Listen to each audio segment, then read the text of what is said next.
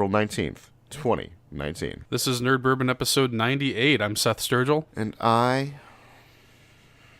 am your... I don't even know where I was going to go with it. But hey, I'm Todd. Let's get into some fucking Borderlands talk. I'm excited. Are you ready to strip the flesh and salt the wound, Todd? Always and fucking forever. So, let's just give a little bit of context. We talked about this on the main show. Last week, you guys had the BioShock retrospective. This week, you're getting a retrospective on Borderlands 2. And just like BioShock, we are focusing in on Borderlands 2 specifically, although we reserve the right to talk about the other games in the series as we're talking about 2. So, yeah, let's get into it, man. I'm letting you take the lead. Let's talk about Borderlands 2.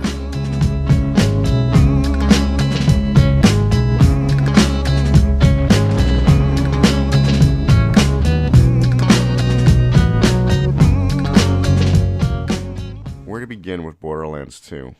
What year did this come out? This came out in September of 2012, I want to say. My God. Let me fact check myself there. Yes, Borderlands 2 came out September 18th, 2012. That's hilarious. So this is a game that is near and dear to both of our hearts, but I really wanted to let you take the lead on this one because you, more than anybody else I know, spent just an inordinate amount of time inside of Borderlands 2. Thousands of hours easily. Just like that's on the low end. Yeah, I mean, it was one of those things where like just you were more machine than man. Well, this game happened to come out in the year basically before I had a job. Right. And even then, it's like, even when I got that job, it was only like a part-time little thing, so I wasn't really working that much anyways. So you're basically like fresh out of school, a bunch of free time on your hands. Yeah. And this game just fit that mold, man. Oh, it fit the unemployment mold in a big bad way. I think about this game as just like it is like we've talked about the idea of comfort food gaming. Borderlands has always been that for me, even like Borderlands 1. But yeah, let's get into Borderlands 2. So I think that since this game is unlike the BioShock retrospective, I think that since this is a sequel, I think we should probably get into, sort of ramping up to Borderlands 2 specifically.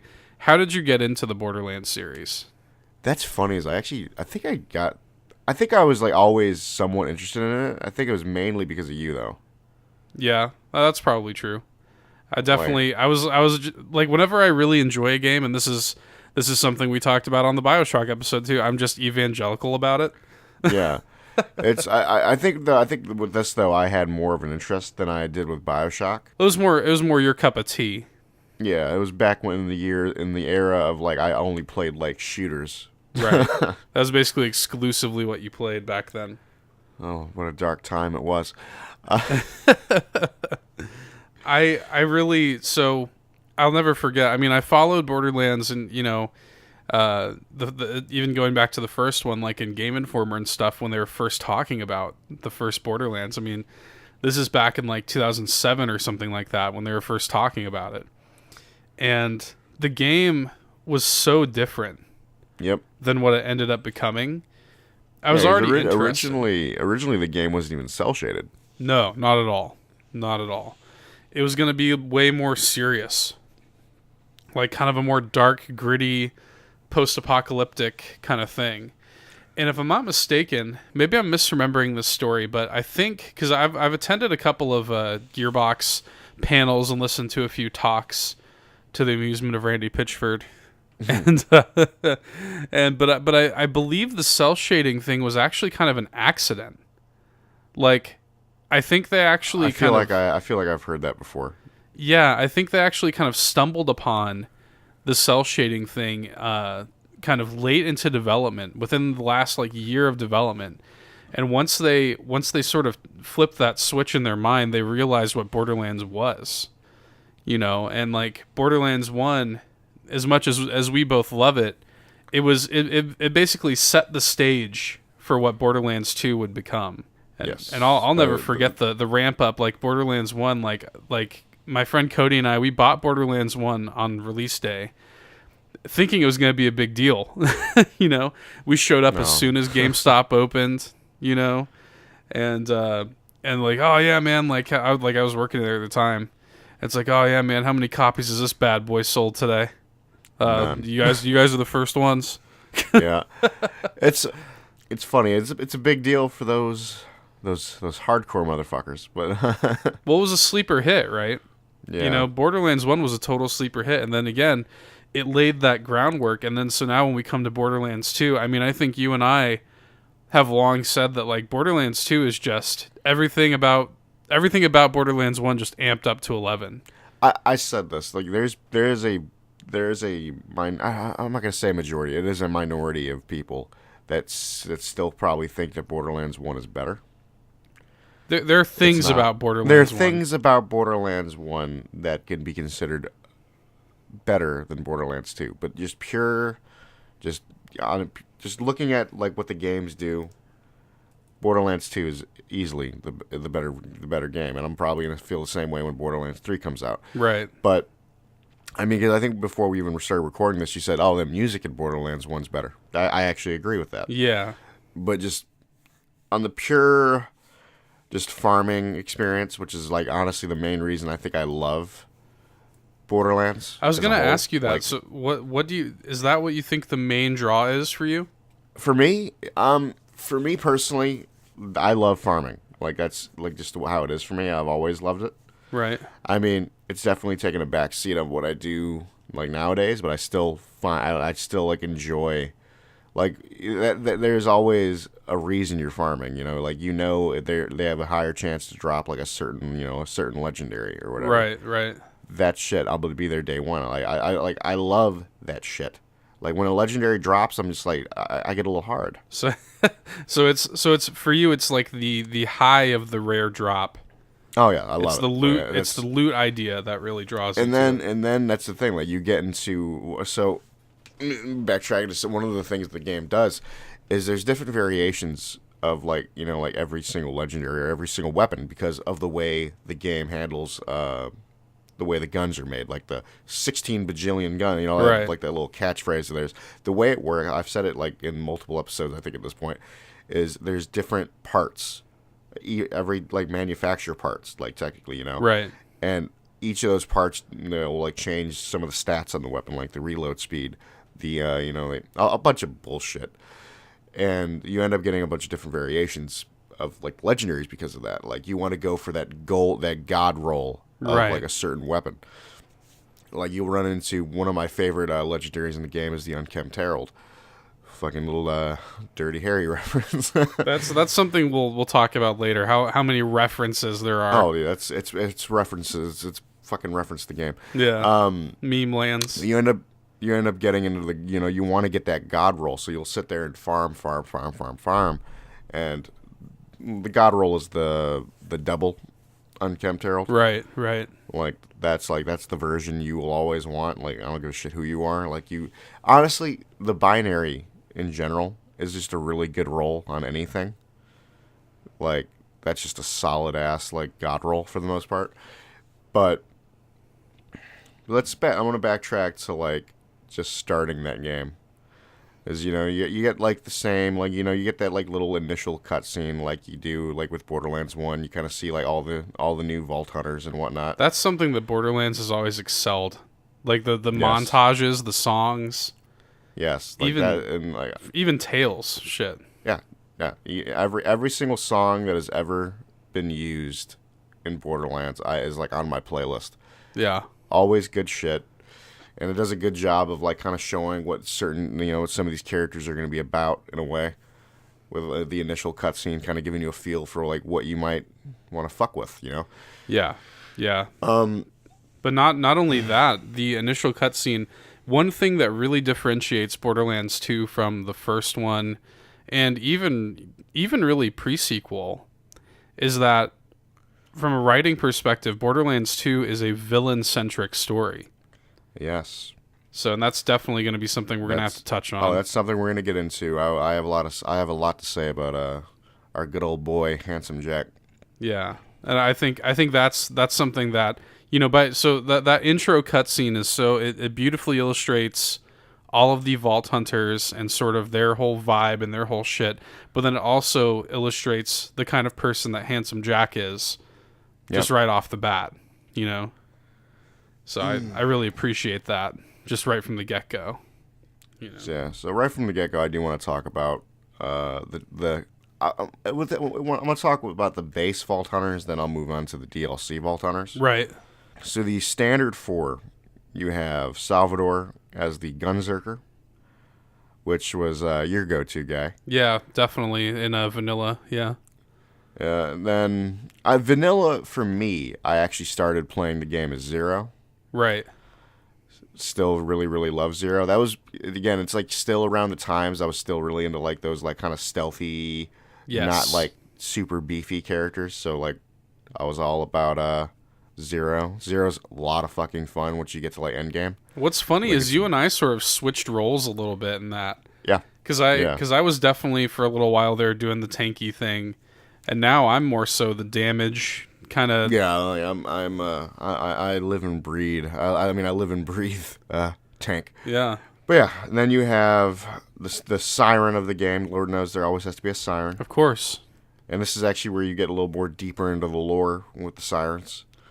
Yes. With this game, which is, we can get into that a little later. But you have the siren Maya, which instead of like going invisible, her whole thing is like crowd control. That's her whole deal. So for people who may not know, let's just stop just really briefly and just give a general overview of what the sirens are. Sirens are, in a way, it's funny. It's like it's that whole like Children of the Vault thing. Yes. Works really, really well with what sirens are. Yes. Yeah, so sirens, in a way, get their power from the vaults. They're and all that shit. Technically, they're really connected to these. I forget the name of the aliens. Well, the Iridians. Yeah, the Iridians. Yeah. Yeah. They're That linked. leads into some interesting shit, and there can only be 6 at a time, and all female.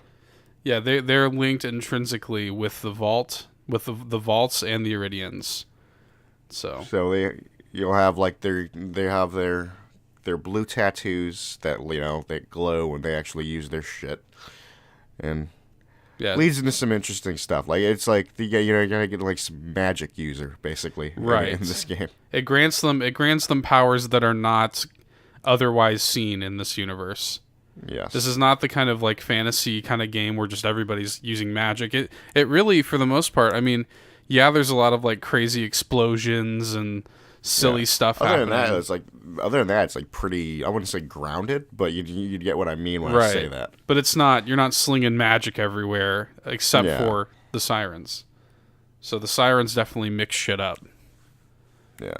It always leads into some very interesting abilities, like with like even like Lilith in Borderlands 1, like she just phase shift. And that's one thing I've realized, like everything's phase something. Right. Which is I'll call back to that when we get a little further talking about the story of Borderlands 2. But then, of course, the final Vault Hunter are really the 2 final Vault Hunters that we still need to mention. Fucking Axton, which is the soldier. He's the commando. Commando in this one. Yeah. Here's the deal. I'll tell you this right now. Axton is actually pretty fucking dirty. And oh yeah. Oh, he really is. Dude, he's fucking filthy. Like I actually, like when I leveled an Axton up, it was like disgusting. Actually, yeah. When I did my Axton run and kind of made my max level Axton, like I actually had a lot of fun. Yeah, Axton's good shit. And then you have, why am I running a blank on the 4th one? Zero. Oh yeah, I thought I talked about Zero already. No. Oh well, I think I mentioned Zero. You mentioned him because you mentioned that you first played as him, but. Yeah. So Zero was my initial character before the DLCs. Now Zero is like the assassin, the stealthy, like Mordecai. Like his whole action skill is he basically can turn invisible. It's called, I think it's legitimately called deception. It is, yeah. Yeah, so basically he goes invisible, sends out a little like hologram clone that like sits there and attacks the air, does a little dance.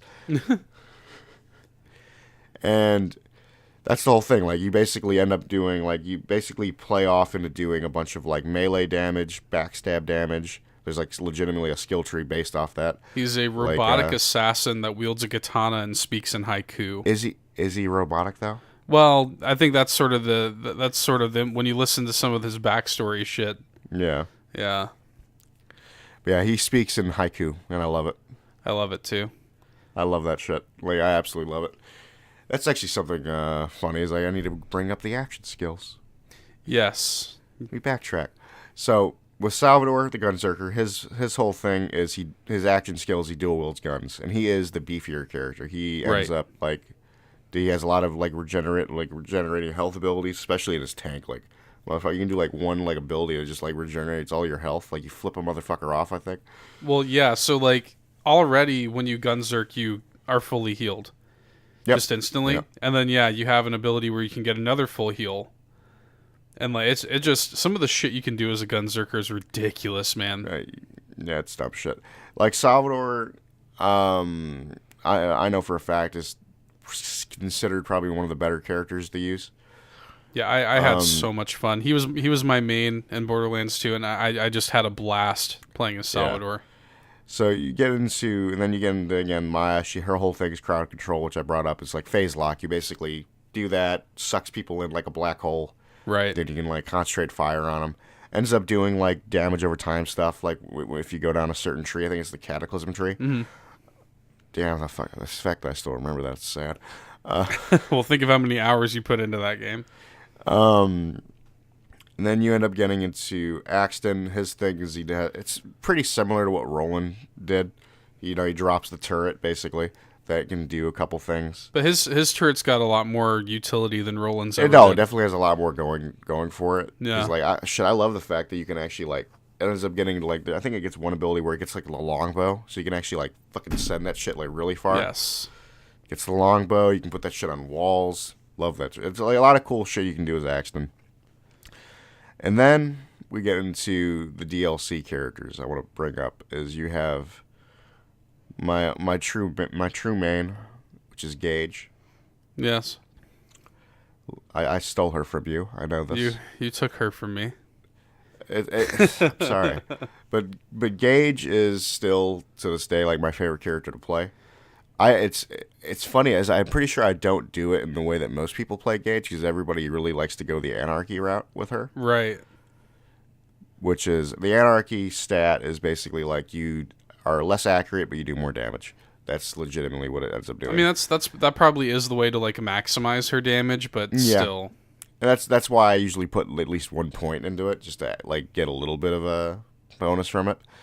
But primarily, I focus on her action skill and her status effects tree. Yes. So her action skill is summoning my sweet baby boy, Death Trap. Yes. Robotic and companion. Death Trap is a very beautiful boy. With razor sharp digistructed claws. Digistructed claws.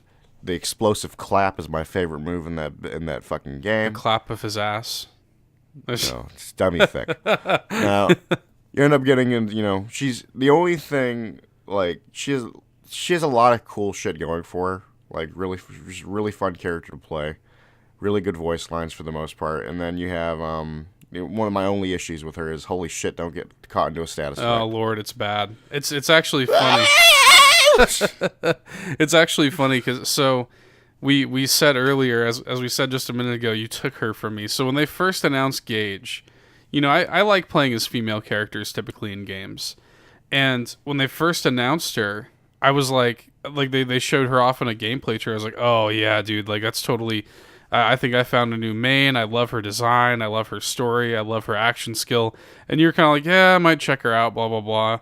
And I was fell in love, and it was just funny because like I came home from like work the next day or whatever, and all of a sudden you're like, yeah, dude, I'm like level 30 or something like that with Gage. I fucking love her. Yeah, it was a dark time. Now, and then you actually get into then they came out with another DLC character, which is actually the character I'm actually playing through with right now on Borderlands 2. Yes. Is the Psycho Krieg. Finally allowing you to play as one of the psychos.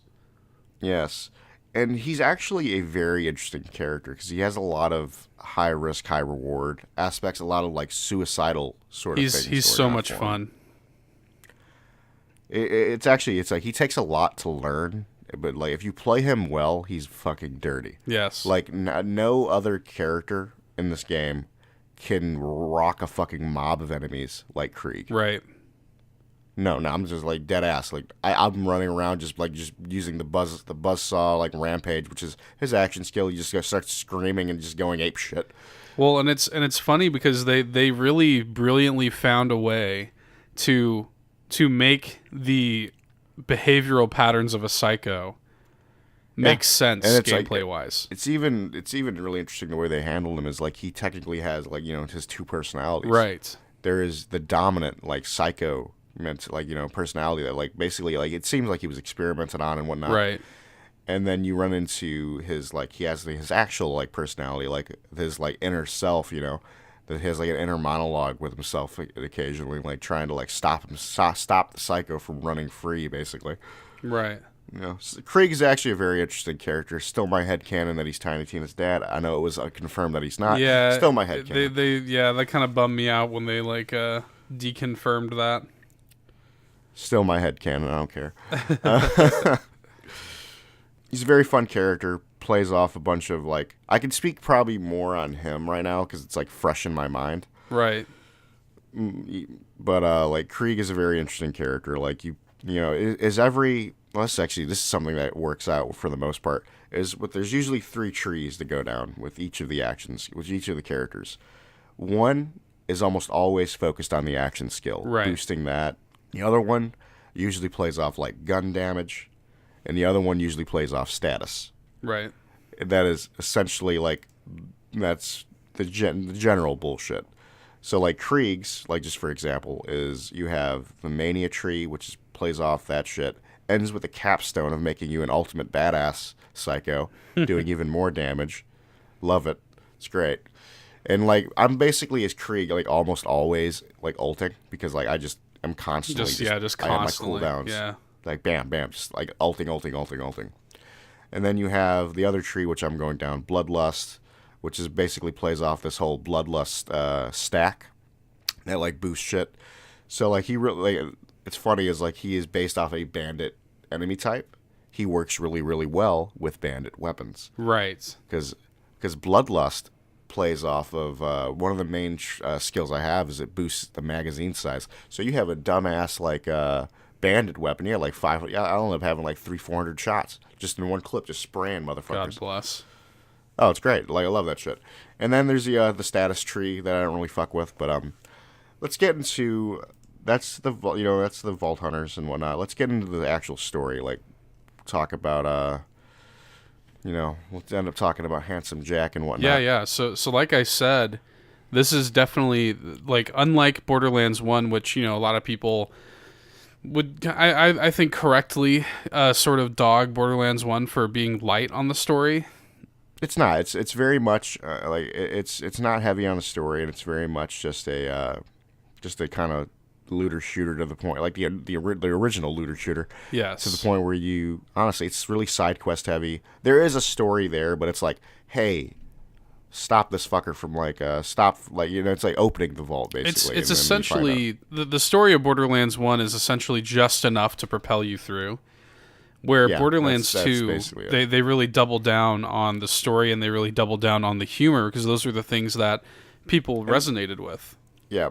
And the thing is, they did a good job with actually like bringing in the old Vault Hunters as NPCs. Yeah, so it's like, in a way, you already care about these characters because they were your player characters, So that was actually I'm a big fan of Anthony Birch. I have been for years because I used to watch Hey Ash, What You Playin' on YouTube a lot, and he was a writer of Destructoid for years. And anyway, they bring him on as the lead writer of Borderlands 2. And I've watched a lot of talks with him regarding like how he tackled the writing process and sort of like what he was allowed to do and what he wasn't allowed to do. Yeah. Gearbox, when they brought him on, they essentially gave him free reign and they just kind of said like, hey, like we want to have a really good villain and we want the original Vault Hunters to appear as NPCs. There you go. Yeah. And so what the approach that they did, they made the original Vault Hunters essential key components of the main story. They are very essential. And like and it's kind of brilliant because if you didn't play Borderlands 1, you went straight into Borderlands 2, you aren't necessarily missing much because there wasn't that much to miss.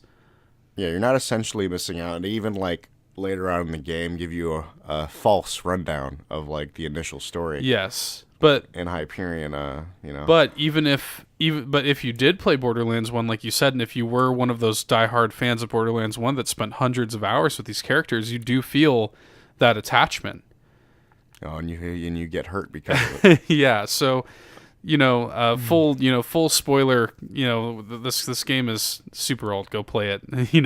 It's a retrospective that we're talking about here. We're going to spoil the game. They definitely tug at your heartstrings at some of the moments. I mean, they are not afraid to kill characters. Oh no, in Borderlands, not at all. And permanently, Permanently, yep. And that was affecting to me. I mean, we've talked about this several times just privately, like the moment with Bloodwing. That shit. So, in Borderlands 1, this was again still very much before like if I play Borderlands 1 now, which I am, I'm playing Brick because Brick fits what I am as a person nowadays. Right. But back when I was originally playing through that game, I was a Mordecai player. Right. And Mordecai's action skill involves Bloodwing, which is his little like pet bird and whatnot, his companion, And these motherfuckers, that shit fucked me up. They killed him.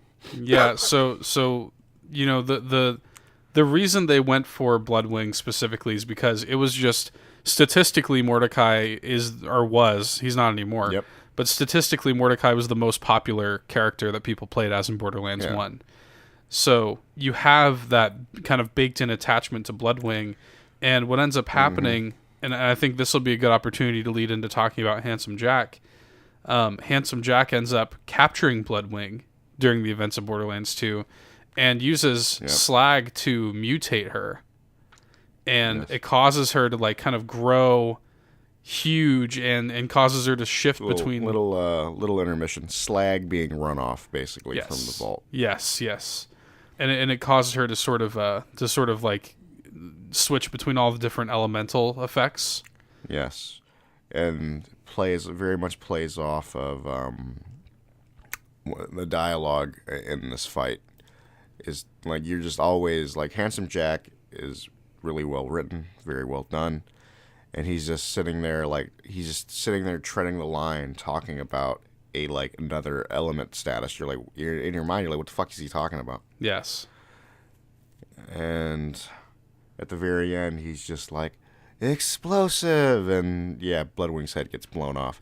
I won't lie, I shed a tear. Yeah, like, as Mordecai players, like you become so intimately familiar with that bird because Bloodwing is literally Mordecai's action skill. And you just, how many times did I summon Bloodwing playing as Mordecai, and just Bloodwing going around just demolishing mobs. Yeah. And to see Mordecai's reaction to it, because that was his best friend. That shit was, dude, like that is still, to this day, one of my favorite moments in that game. Yeah. Is when he goes ape shit. Just get down, Vault Hunter. Yes. Like, oh my fucking god. Yes. Just him going ape shit. So, I think that just goes, that's just a taste of like some of the fucked up shit that Handsome Jack does in the game. And I think that it's sort of a good segue to talk about Handsome Jack as a character. Because as you said, he's very well written. He's very villainous, but also like it's kind of funny because he's a big pastiche of like a kind of satire of the concept of everybody's the hero of their own story. Yes, that has always been like Handsome Jack's whole thing, even throughout, like, because they've utilized him in Borderlands 2, had him in the pre-sequel, and then Tales as well. Right. And he is the hero of his own story. In a way, they go about justifying with pre-sequel to like how he ended up being the motherfucker that he is. Right. Which I didn't need, but it was cool to see. It was nice to get a little bit of that. A little bit of context. But Handsome Jack, where do you begin with him? Like, he's just too good. The interesting thing I think about Handsome Jack is like the fact that like not only does he believe that he's the hero of his own story, but he's kind of not. The thing about Handsome Jack is it's not like he has like otherworldly powers or anything like that. Like, he's human. He's just a dude. He's just a guy that he's relentless. He's ruthless. Yes. Like, ruthless to the point where he basically took over Hyperion. Yes. While being ruthless, like killing the old like president of the company basically and whatnot. The one thing that I think they did a really good job with him is like he's always like talking to your character. Yes, he's a constant talking presence. to you as a player. Yes, he's a constant presence. He's all and just every little thing, like he's just like towing the line of like telling you what the fuck he's up to in a way, and then that really ties into like what he's done with Angel, like Angel in the beginning of the game. Yes, his daughter. Spoilers. We come to learn that Angel, who is a siren that we have kind of known for forever. Yeah, and that's where you technically find out she's been working for him since the beginning. Yes, obviously. She's tapped into the Echo Net, and he's using her to sort of have constant surveillance of Pandora. Yes. And the lengths that he and it's kind of funny. You almost feel a certain level of sympathy for Handsome Jack. Even he's done all this horrible shit to Angel, his own daughter, but he feels like he was doing it for sort of the greater good. Yeah, the greater good, and even in a way to protect her. Yeah. It's like, because I mean, the thing is, like, do we truly know how much of Handsome Jack's story is a lie? How much of it's true? Because if you go by some of the shit, you find out that, Angel technically killed her mother. Right. Liquefied her, as I think one of the recorders say. I mean, that's the thing. I think that's how you make a good villain, though. Because you relate to a good villain. Right. And in a way, I think you can technically relate to him. And what he's trying to do is, make a better Pandora without all the bandits. Here's the deal. Everyone that's not with Hyperion is a fucking bandit. Right. So there's a yeah, so a little bit of bullshit. In a way, his motivations make sense, and you almost have to admire his relentlessness. And it's, when you get to that moment in Borderlands 2 where she has she's being held kind of captive and she's got the iridium injectors in her. Yeah. And it's like she wants you to destroy them. But destroying them kills her. Right? Yeah, in a way you actually can feel like he does genuinely care for her in his own way. Yeah, I think like Lilith or somebody even says something like, "Oh wow, like I think like wow, you actually give a fuck," kind of thing. But it's the thing. I think if I remember correctly, I haven't seen this cutscene in a while, but I think he's like holding her and he's actually kind of like crying. And it's been a while since I've seen it. He's actually kind of like crying and emotional and stuff like that. And like Angel, sort of like with her dying breath, just calls him an asshole. Yep. And then leads into a very, very powerful moment with another essential character death. Right. Like, because it's there's the thing, like throughout the whole thing, he's not going to come down here. He's too scared of you. Right. He's too scared. And that's where it gets you. That's where a little twist is. Guess what? He does come down there. Yep. And he kills Roland. Yep. That's kind of the moment. It's funny because if you think about it, if you lay that out just threadbare, just lay out Handsome Jack's story and his motivations, lay out the Vault Hunters' stories and their motivations, Handsome Jack almost can be seen as the hero, and in a way, you playing as the Vault Hunter are also kind of a part of his origin story becoming a villain. Yeah. Because you basically did all this to kill his daughter. The moment you did everything you did to kill his daughter, and that's when he really becomes unhinged. Oh, dude, that's where he truly goes, off the fucking reservation. He is the most villainous at that point, Right. It really makes you like when you take a step back and think about it all. It really he's just such a well considered villain. Oh yeah, like they did such a phenomenal job with him. Like he's still like if I had to put a list of like favorite villains in video games, he's like if not one, he's up. He's pretty high. He's up there. He's an excellent villain. And it's funny when you like and I mean again like and they do all this while still making him likable and hilarious, So I mean you got to give him props. You got to give him props for that. I think I need to backtrack. So like the main premise, of the game overall is stopping Handsome Jack from opening the vault. Right. And it's funny as the vault the vault in this one is like a fucking being basically. Technically. The warrior. Yeah. Warrior. Yes. But that is the main draw of the initial story. You're trying to stop Handsome Jack from doing all that and whatnot, and you end up getting used by him and all that good shit.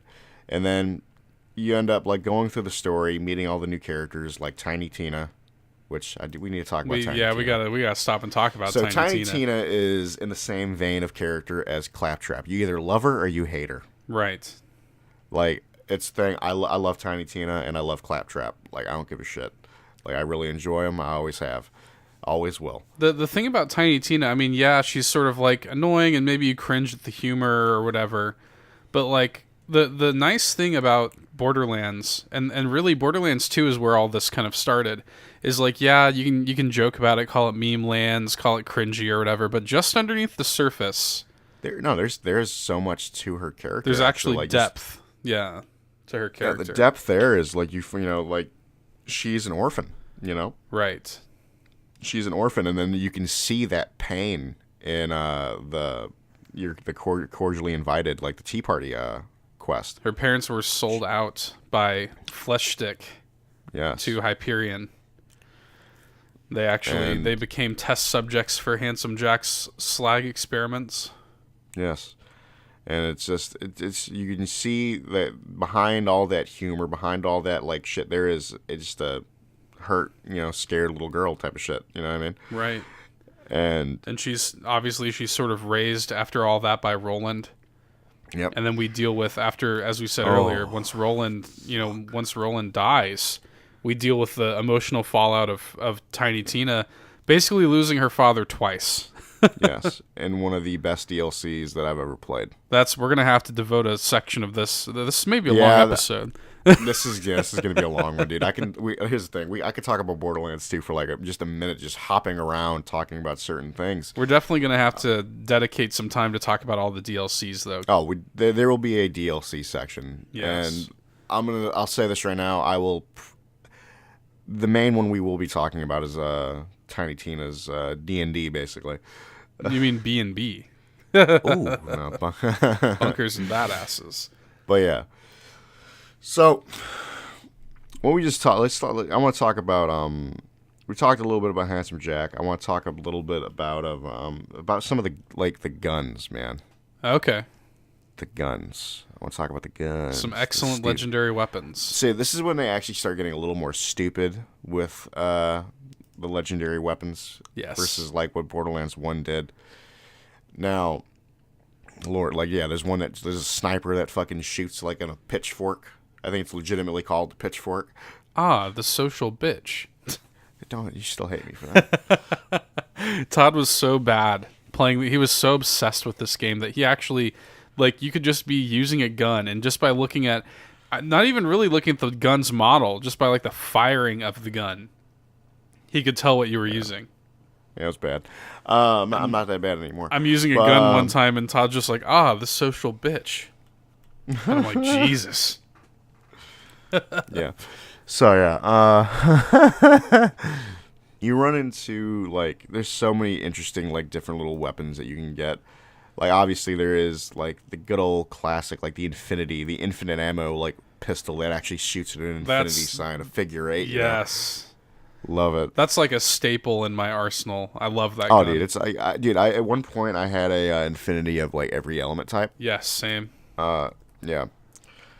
Then you run into like it's funny is I don't always just use legendaries. There's even like the unique weapons like that, which are always interesting.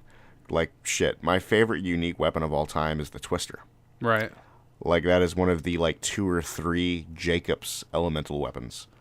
Right. So the thing with that's another thing. Like oh god, that's a fucking. I just opened up a whole another fucking. The different manufacturers. Yes. So the different manufacturers all do something different. You have TDOR. So TDOR really their main draw is when you reload, you throw it and it explodes. Right. And it's a whole Digistruct thing. It Digistructs back into your hand. And it's fun. Like I love TDOR weapons. TDOR weapons are up there as my favorite. Like TDOR and Jacobs are probably my favorite weapon manufacturers. I think I agree with that because I think Jacob's whole thing is it fires as fast as you can pull the trigger. Fire as fast as you can. They usually do pretty solid damage. Right. Then you have Hyperion. Hyperion is like the more you shoot, the accurate it gets. Right. Then you have Malawan, which are the very very elemental weapons. Right. That's all they play off. They play off a bunch of that shit. Then I'm trying to remember the other one. Is there more? There's the bandit weapons that Vladoff. The bandit weapons really just play off like large magazines. Really, that's really like their whole draw. Right. And then I think there's Vladoff. Oh yeah, Vladoff. Vladoff is just high fire rate. Yeah. Like just stupid high fire rate. Yeah. Yeah. Either way, a bunch of interesting different weapons. Because of that, you can get interesting legendaries and all that. Like, Lord knows one of my favorite pistols in the game is the Maggie, which is like a shotgun revolver. Maggie's good. I was just thinking about some of my favorites. I mean, like the conference call shotgun. Conference call is a fucking like shotgun wise. That's my go-to. Yeah. Other than the Twister, like the Twister is like I switch it out between the Twister and that. Then you have the Baby Maker.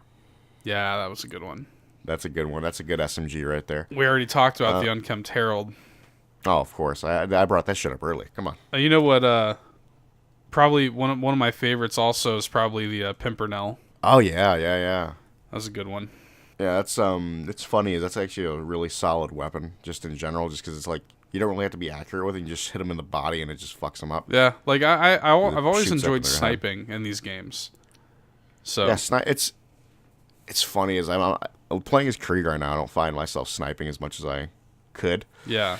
But now, one of the things I do want to talk about, like let's skip back into. We could just jump into the DLCs a little bit right now, actually. We can. Yeah, we can if you want to. We're talking about the DLCs. Ended up talking about the Seraphs as well. Yeah, that's a whole other thing. And then thing. That'll lead into a conversation into the raid bosses of the game.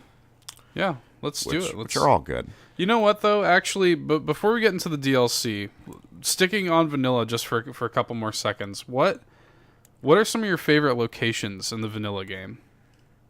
Vanilla game? Yes. Going back to Firestone.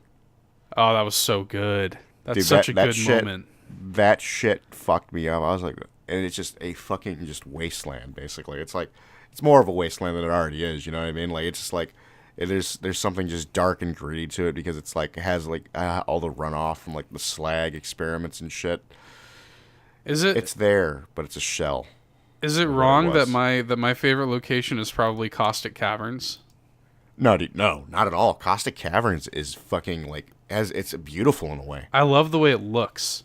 Yeah, it has such a like it's such an interesting little thing, you know. And then there's like I love like the Highlands like area. Yeah. Like there's so many different areas like I really love. Like I love What's that animal place?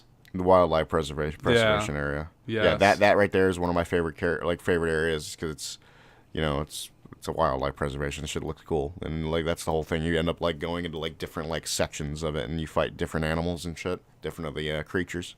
I like Opportunity as well. Opportunity is fantastic. Yeah, I love Opportunity. And then and then all the DLCs look awesome. Like there's cool little areas in all the DLCs and whatnot. Who would you say? I just want to ask you this real quick. We'll talk about this and then we'll move on to the DLC. In the vanilla game, who's your favorite boss? Ooh. Favorite boss fight in vanilla Borderlands 2? I mean, favorite boss. Honestly, probably the Warrior. Just dead ass. Think so? Yeah. I find the Warrior. Actually, I'm lying. Bunker. I like Bunker. Yeah, Bunker was where my head went first because I sort of feel like the Warrior is a little bit of a pedestrian fight. He is pedestrian. Like it's just like now that I'm thinking, the moment like I started like basically as I said the Warrior, I'm like going through like the in my archives basically. Oh yeah, no, never mind. Bunker's good. But I even like the sort of like like the named enemies that are like that are not necessarily bosses, but like you find them out in the world. Like the memorable ones. Blue. Like you're just talking about Rackman. Oh yeah, Rackman forever in Ultimate Vault Hunter. Son of Mothrak. Yeah, there's so much good shit. There's so much good shit, just like the random like unique enemies. How can we'd be remiss not to mention Midgimong. Or Midgimong. Oh yes. It's funny is before we go into the DLCs, I need to shout out like all of the different like just the introductions to the old Vault Hunters. All those are solid. Yeah, it is. Honestly, the weakest one's probably Roland. You're probably right, but even that's pretty cool though. Still pretty good, but still the weakest. Like shit, my favorite is Brick, is the Slab King. Right. Yeah, that is the best one by far. Oh, that's easily the best one. No, because you're just sitting there like, where the fuck's my boy? Right. Where's Brick? Yeah, and then also, I think it's important to note that when you come into pre-sequel, all the characters all the playable Vault Hunters in pre-sequel are previous Borderlands bosses for the most part. Yeah, so you have Wilhelm, which is you fight earlier on in the Borderlands 2. Then you have Nisha, which you play. That's more of an optional fight. That's a cool location too, though. Lynchwood. Oh, Lynchwood, yeah, Old West Town, love it. Yeah, that's a cool area too. Guy has one of my favorite quests in the game. Which one? The Bane. Oh yeah, the Bane. Oh god, that weapon. Yeah, can we highlight so shout out some of your favorite quests, because some of the quests are like, the game. It's funny because the game's a looter shooter, blah blah blah, but it also like does so much like throwaway shit just for the sake of comedy. Oh yeah, like the shoot me in the face quest. No, shoot me in the face quest is good. There's the one where Handsome Jack pays you to kill yourself. Yes, which is fantastic. There's a lot of references. There's like a fucking like Lord of the Rings reference. There's ton. The game's filled with. It's referenced. It's referenced in the game. Like there's a fucking Dark Souls reference. Yes. Fucking. Which a lot of people don't like that it references so many things and like. No, I love it. But I love it. That is what Borderlands is to me. It's like this pop culture, like you know what I mean. It has like everything in there. Yeah, I like that it's like, dude, there's a fucking Minecraft thing. Yes. I kind of love that it's like people like, oh, it's meme lands. There's too many references. This is just silly. I kind of like that it's just this big fun gumbo of like, of just pop culture reference and yeah. It's absolutely fantastic. I love every little bit of it. One of my favorite side quests, actually, it's tied together. Makes it even sadder. Is there's it's actually in the Caustic Caverns. Is it like there's this dialogue shit? It involves a doll like security like worker basically, right? Talking about like how these the Chrysalis creatures are very peaceful until they were not, right? And it really like it makes killing this motherfucker even sadder to me. Honestly, I actually feel bad when I kill Blue. Yeah, because it's like. Because dude went on a rampage after all those people got killed trying to protect him. Again, it's the power that's I think ultimately when I think about what I love so much about Borderlands 2, the power that that is given to this game just on the strength of its writing. Yes. You know, I love that. But let's get into DLC before we wrap up our retrospective here. I think we should just tackle all of these. So, the first one, if I remember correctly, is the Pirate's Booty one. Yes, Captain Scarlet and her Pirate's Booty. It is a Pirate's Booty. No. That is actually one of my... I love this DLC for multiple reasons. It's really good. Gives you one of the best weapons in the game, the Sandhawk. Oh, yeah, Sandhawk is really good. You combine the Sandhawk with the bee, and you fuck shit up. The Bee-Hawk build. Oh, yes. The Bee-Hawk build is undeniable. But yeah, you run into this. It's, again, like, all the DLCs are, like, you know, self-contained, like, little stories and whatnot. Obviously, that's kind of how DLCs work. Right.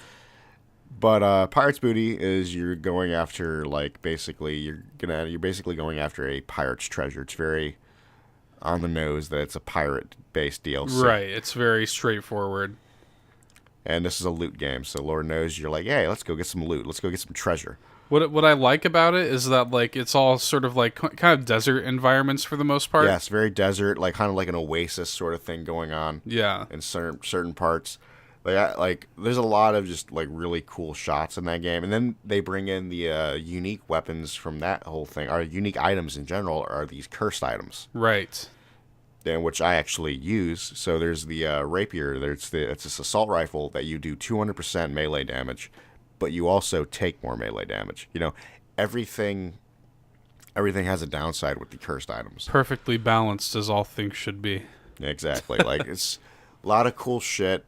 That's actually a pretty good boss fight, actually, of that DLC. I forget the name of it. Which one is it? I'm trying to remember. Let me look it up. Let me look it up real quick. Talk about the DLC from memory as I look that up. Well, with Pirate's Booty in general, I mean, the interesting thing about it is it added things that, like, you know, added things to the game that were significant. Like, it wasn't just a standard DLC. It added raid bosses. It added the Seraphim shit. Yeah. Like, yeah. So the thing with the Seraph things is like, so the raid bosses that got added.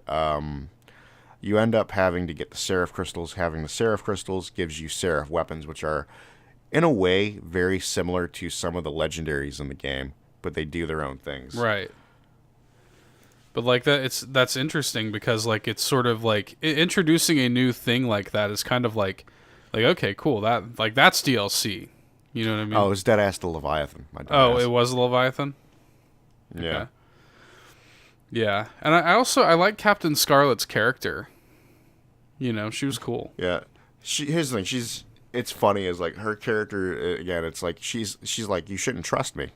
The entire time. Yeah, she puts it all on Front Street from the beginning. Like, you know, you're gonna end up like fighting her at one point, and you do in a way. Like, not really, but yeah, she escapes, and you actually that right there is actually a really solid weapon. Her revolver. Yeah. I used to use that for a while. There's actually one of my favorite references of all time is there's a BioShock reference. Yes. What was it? Lil Sis and yeah. And it has the binary. The version I had was the binary Little Evie. Yes. For that good synergy between our two retrospectives.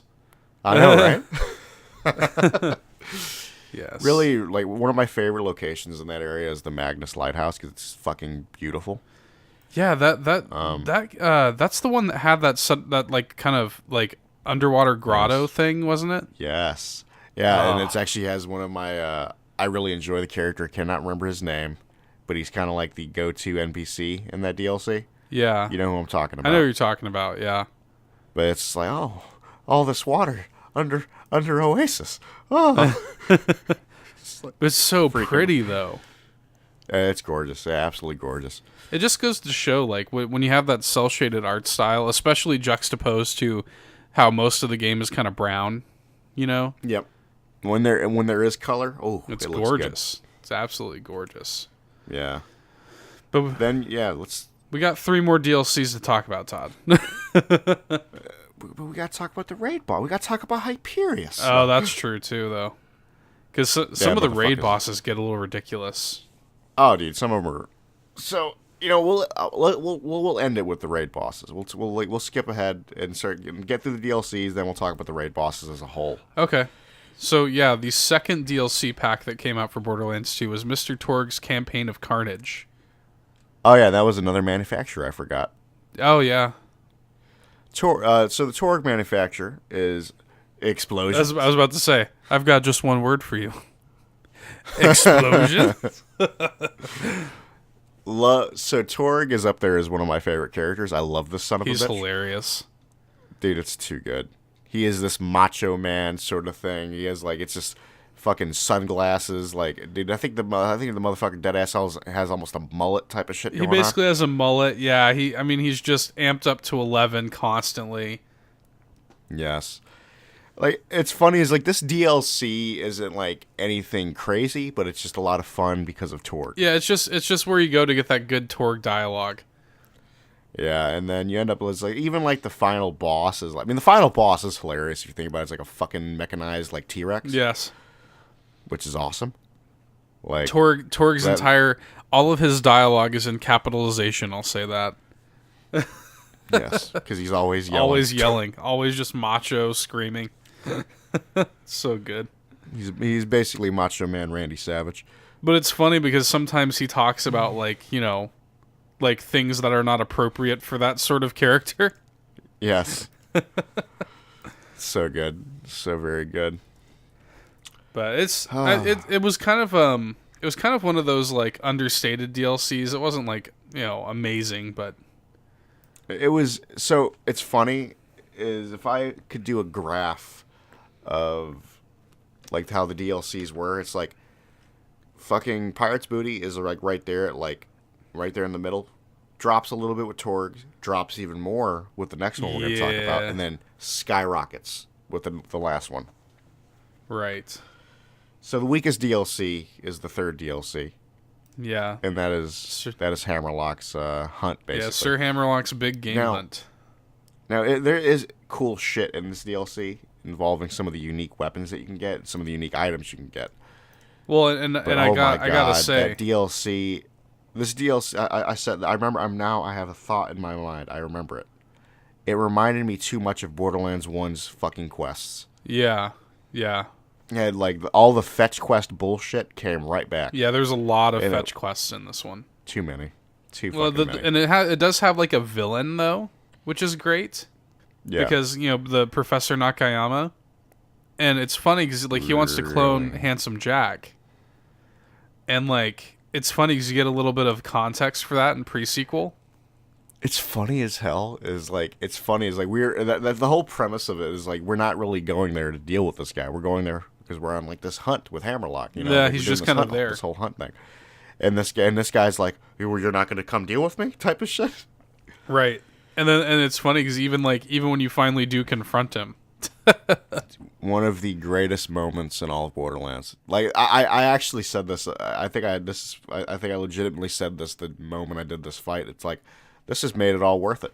The moment where he walks out and you think it's big badass boss fight time, and then he trips down the stairs and kills himself. It's so good. It's that's primo right there, and you just see his health bar going down as he does it. Yeah, dude, I'm I was just sitting there laughing the entire time. I'm you beautiful bastards, you beautiful bastards. That did sort of justify the DLC. It's funny, I know if I know that I can keep on going just talking about some of these side characters, Hammerlock. We didn't really talk about, but that's the thing is there's several there's several side characters that we could dedicate a ton of time talking about. Hammerlock's great. We could talk about Scooter, Ellie, Mad Moxie, which Ellie seems like she's going to be taking the place of Scooter probably in 3. R.I.P. Scooter. Always and forever. Yeah, Mad Moxie. But the characters in Borderlands are so they're all so good and lovable and well written. Yeah, there's you love every single character you come across. Other than there's the certain characters that might rub you the wrong way. Again, Tiny Tina and Claptrap. Some people find them annoying. I don't. Yeah, same.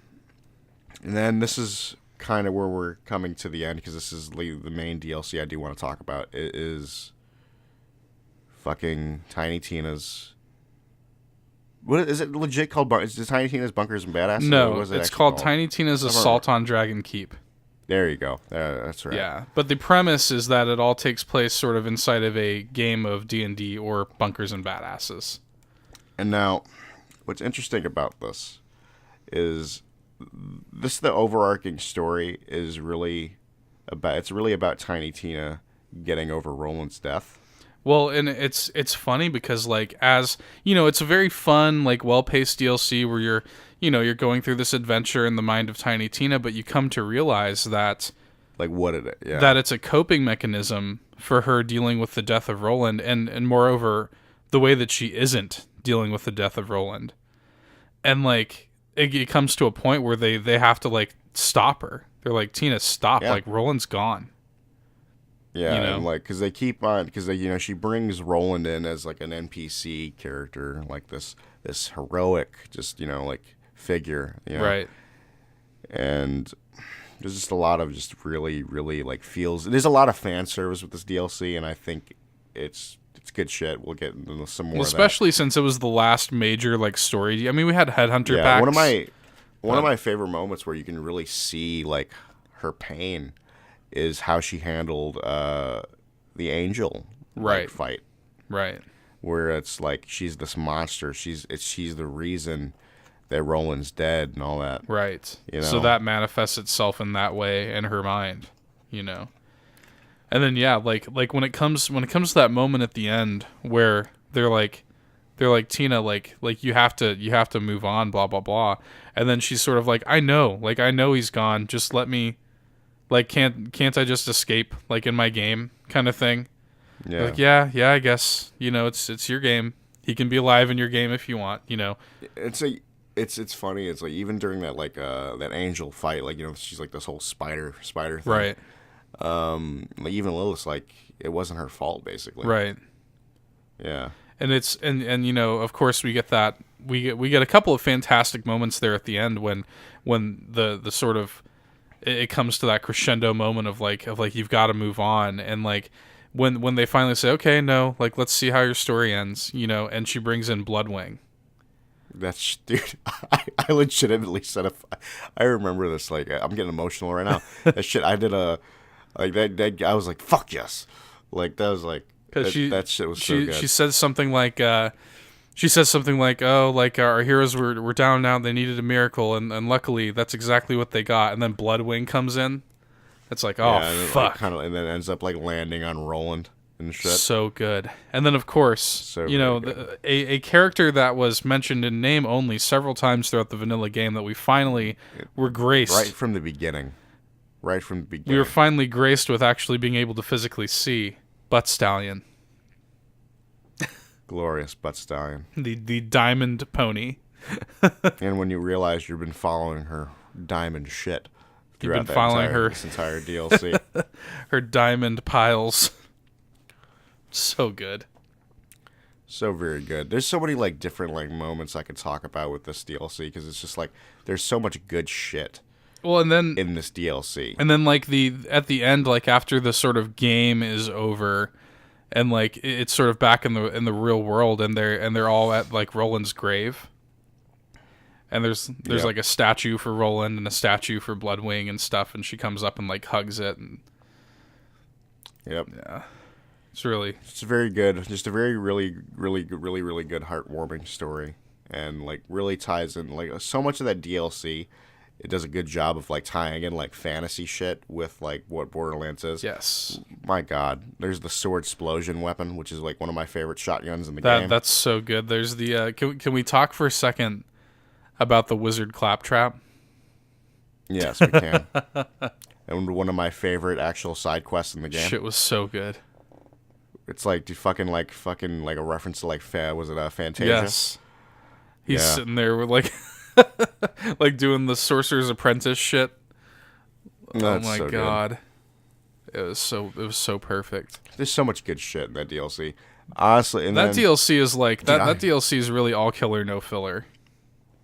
Yeah, it's all fucking good. Then they got to like the Game of Thrones reference. Yes. With oh my god, there's too much good shit. There's the dragon boss, which is still fun. I don't care. That's probably a good way to segue into the raid bosses, and to sort of wrap up our retrospective here. So yeah, the raid bosses in the game, and yeah, the dragons. Oh, the dragons. The dragons are. I think the dragons are probably my favorite of the raid bosses. It's mine too, I think. Because they're tied into, each dragon is tied to a different element. And then there is a certain one you need to kill first, because that one boosts the others, heals the others. It's more mechanical than the raid bosses normally are, and I like that. A lot of fun. A lot of fun. And then you have the 4 dragons with them. They all have names. Fuck, don't try to get me to remember them too long. Same. And that was with that one. And with the Hammerlock one, if I remember correctly, it's a dude and a... forget the name of the creatures. I know what you're talking about. I'm blanking on the names of them too.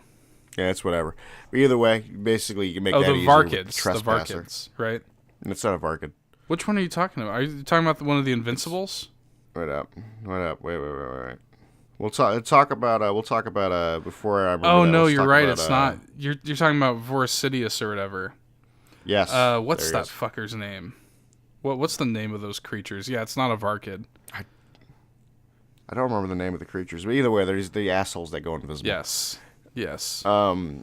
That one is interesting because you basically can make that easier with using the Trespasser, which is a weapon that goes through shields.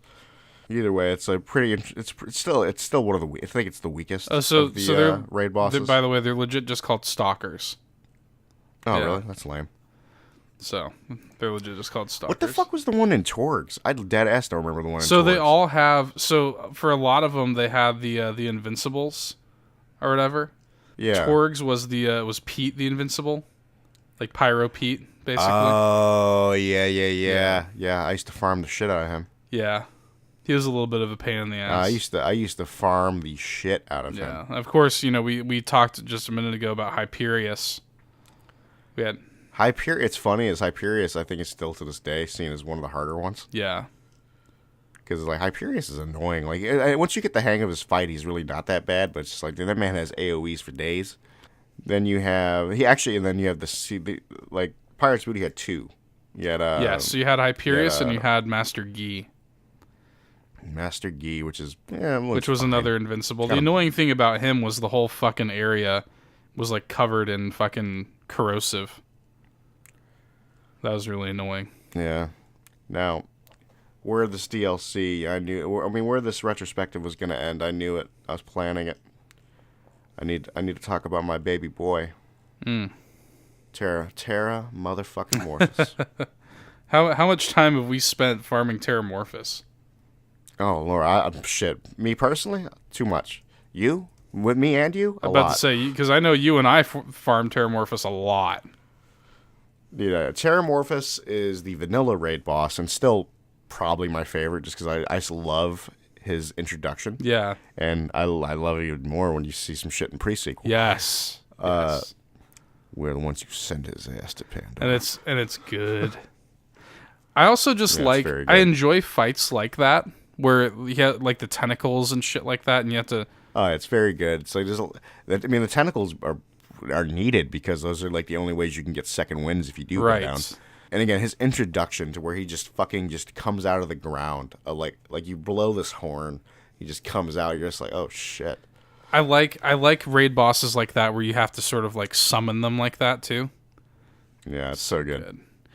Yeah, Terramorphous. So many hours spent fighting Terramorphous. I do find it funny though how most of these are called the Invincible. That's the whole point. They ain't invincible. We kill the shit out. They're very vincible, as it were. Here's the thing. I can harp on for like another hour. I'm about to say. I feel like we could sit here and talk about Borderlands all day, but we should probably wrap it up before we end up staying here all night just talking about our favorite things from Borderlands 2. But it's been fun though. It's been fun to sort of reminisce on a game that we both really enjoy. Borderlands 2 is a special game, and looking forward to Borderlands 3. Whew. Oh, dude. Day fucking I think one. that just instantly became like both of our most anticipated games Oh yeah, easily. of 2019. It's funny. It's like I'm putting down some money for that game because I'm getting the diamond loot chest edition, and then Lord knows I'm probably gonna buy it twice because I'm gonna get it that digitally. digital copy. I'm gonna buy the standard version because I'm gonna have all the codes for like the other shit Right. or whatever. Basically So. doing what I did with Kingdom Hearts. Yeah, exactly. Like I'm dropping some money though. You know, it's just to sort of put a bow on it, to sort of put a bow on the discussion. I think Borderlands is a really special series that like started from humble beginnings, you know? Yep. And like it ballooned into this big thing, and I think Borderlands 2 was sort of a big reason for that. I think Borderlands 2 was like, okay, we can take this really good, looter shooter sort of like groundwork that was laid in Borderlands 1. We can take these characters, we can take this world, and we can expand upon it And grow it and make it better. And Borderlands 2 really took a special formula and elevated into the stratosphere, And like Borderlands 2 is always going to be special for that. Borderlands 2 is the turning point for that series. Yep. Like Borderlands 1 was a sleeper hit and it was really good. But Borderlands 2, just on the strength of its writing and the strength of its ideas and the strength of its characters and the things that they did with that game really elevated it and made Borderlands like a classic video game series.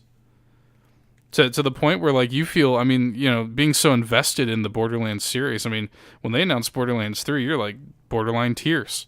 Oh, dude, I'm not the only one. Like, Right. I honestly, I was legitimately almost crying. I was like, God bless. It's to the point you just feel so attached to these games. Like there is a secret special sauce in these games. Yep. We definitely have Borderlands 2 to thank for that. So. It's like even like a little lead talking about like just Borderlands 1. It's like, dude, even just playing like remaster right now. It's like I'm sitting there like with a stupid smile on my face. Right. Like I love these games. Yeah, it's great stuff, Todd. But I think we should close the book on Borderlands 2 for this retrospective, and just look forward to Borderlands 3 in September. Anything else you want to add before we wrap it up? I think that's about it, man. All right. Well, thanks for listening, guys. We hope you've enjoyed these 2 retrospective podcasts while I'm in Chicago. We will catch you next time. Get fucking dunked on. Bye. See ya. Hey there, thanks for checking out another fantastic Nerd Bourbon video. If you like what you saw and you want to see more, be sure to go ahead and subscribe, leave us a like, drop us a nice comment, or I guess a mean one if that's your prerogative. But until next time, get dunked on.